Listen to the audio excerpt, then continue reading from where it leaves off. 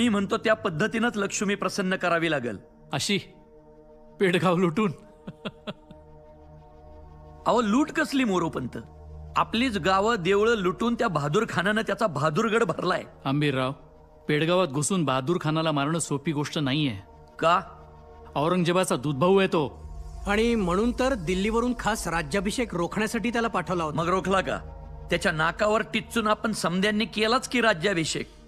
राज्याभिषेक रोखला नाही, पण तो रोखण्याकरता उत्तरेला शेगूळचा खंडोबा, भगवती माय, लक्ष्मीनारायण, मोरेश्वर आणि अशीच सोन्यानं मढवलेली कित्येक देवस्थानं भ्रष्ट केली त्या खानानं. गावागावातली मंदिरं ओस पडली आहेत. पिढ्यानपिढ्या पुजलेले देवदेवता तोडून मोडून बहादूरगडला नेऊन टाकलेत त्यांनी. हंबीरराव, राज्याभिषेकानंतर लगेचच बहादूर खानासारखं जनावर अंगावर घेणं योग्य नाही. अहो पण काय हरकत आहे? अहो दत्तूजी त्याच्या पापाचा गडा भरला की आता वय. रिकामं करून टाकू.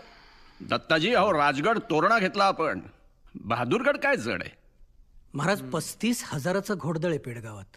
आणि बरं का सरसेनापती, आपल्या रक्ताचे पाठ रायगडाच्या पायथ्यापर्यंत येतील. जर लढाई झाली तर पाठवातील ना. म्हणजे बहादूर उतावेळ नवरा आहे. लग्नाचा विषय काढायचा अवकाश की तो गुडघ्याला बाशिंग बांधणार.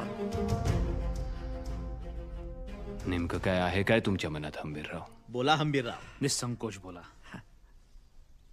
महाराज, सर सेनापती म्हणून माझी ही पहिलीच मोहीम आहे. नव्या दमाच्या तरुण पोरांना घेऊन आखतो.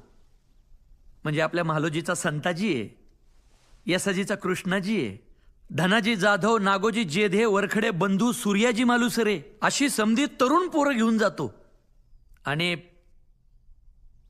आणि आपल्या नेहमीच्या गनिमी पद्धतीने न आखता मी माझ्या पद्धतीने आखतो. तुमची कसली पद्धत? हा? हा? हे बघा, गनिमी पद्धतीमुळेच आपल्याला स्वराज्य लाभलंय.